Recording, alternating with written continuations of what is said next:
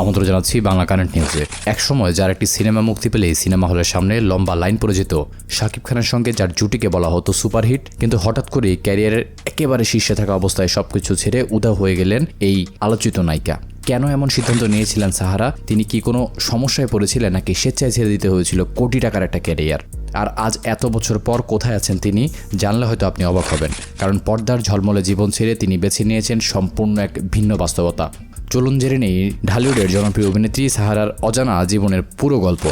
বাংলাদেশের চলচ্চিত্রে এমন কিছু নায়িকা আছেন যারা খুব অল্প সময় দর্শকদের হৃদয়ে স্থায়ীভাবে জায়গা করে নিতে পেরেছেন। সাহারা তাদেরই একজন। তার আসল নাম নূরজাহান আক্তার রুনা। ছোটবেলা থেকেই নাচের প্রতি ছিল তার অসাধারণ আগ্রহ।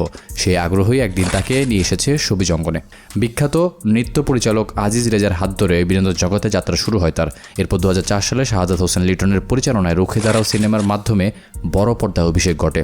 তবে শুরুটা মোটেও সহজ ছিল না। ক্যারিয়ারের প্রথম দিকে খুব বেশি সাফল্য পাননি তিনি। এরই মধ্যে বাবাকে হারিয়ে মানসিকভাবে ভেঙে পড়েছেন।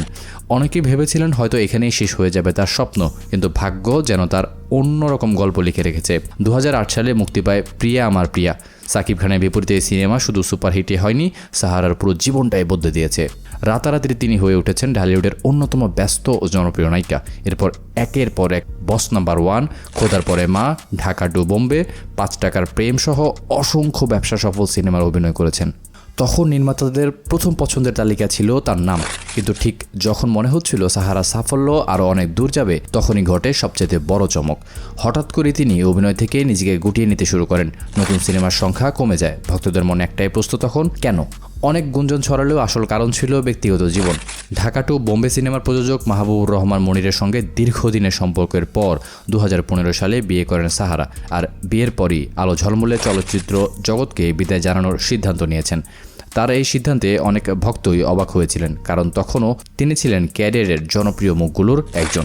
কিন্তু এখানে শেষ নয়। চলচ্চিত্র ছেড়ে দেওয়ার পর সাহারা কি শুধুই সংসার নিয়ে ব্যস্ত হয়ে পড়েছিলেন, নাকি অন্য কিছু? উত্তর না। অভিনয় ছাড়লেও তিনি নতুন পরিচয়ে নিজেকে গড়ে তুলছিলেন।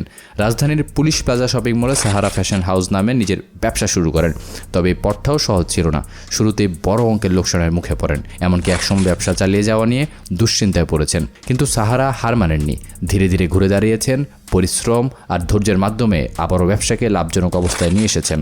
বর্তমানে তিনি একজন সফল নারী উদ্যোক্তা হিসেবে নিজের পরিচয় গড়ে তুলেছেন। এখন আর চলচ্চিত্রের জমকালো অনুষ্ঠানে তাকে খুব একটা দেখা যায় না। মিডিয়ার কোলাহল থেকে অনেক দূরে স্বামী, সন্তান ও পরিবারের সঙ্গে শান্ত স্বাভাবিক জীবনই তার সবচাইতে বড় সুখ। মাঝে মাঝে ভক্তরা জানতে চান তিনি কি আবার সিনেমায় ফিরবেন, তবে এখন পর্যন্ত সেরকম কোনো ইঙ্গিত দেননি সাহারা।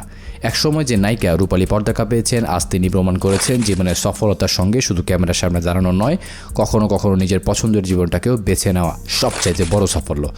আপনার কি মনে হয়, সাহারা যদি আবার সিনেমায় ফিরে আসেন, দর্শক কি তাকে আগের মতোই ভালোবাসবে? আপনার মতামত অবশ্যই কমেন্টে জানাবেন। ভিডিওটি ভালো লাগলে লাইক, শেয়ার এবং সাবস্ক্রাইব করতে ভুলবেন না। আবার দেখা হবে নতুন কোনো তারকার অজানা গল্প নিয়ে।